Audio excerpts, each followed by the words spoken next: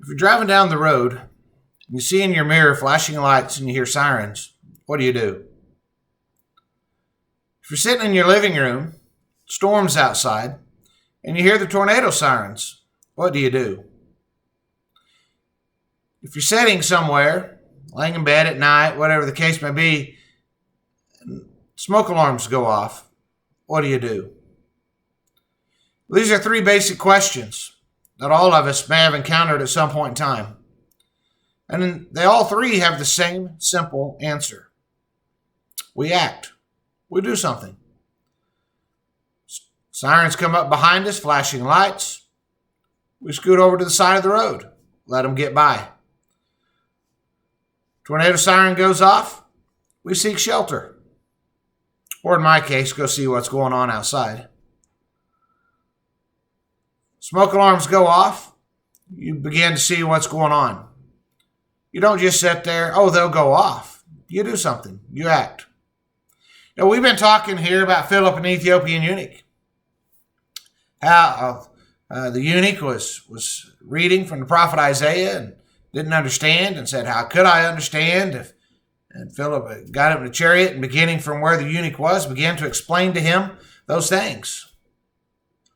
What happened next? Well, as we continue on in the story, it says, Then Philip, in verse 35, opened his mouth. Beginning from this scripture, he preached Jesus to him.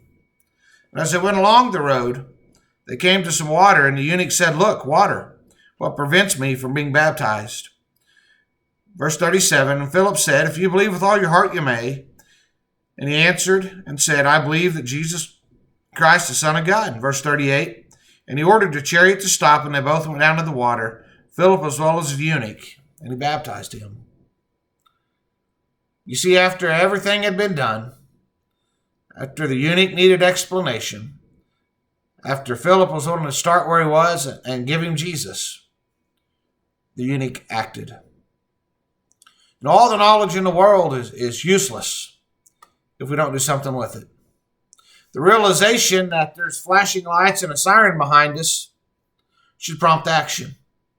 Tornado sirens are blown to prompt action. Smoke alarms go off to prompt action. And folks, the gospel message is preached to prompt action. Action in our lives, action in what we do. Change of mind, change of heart, change of action.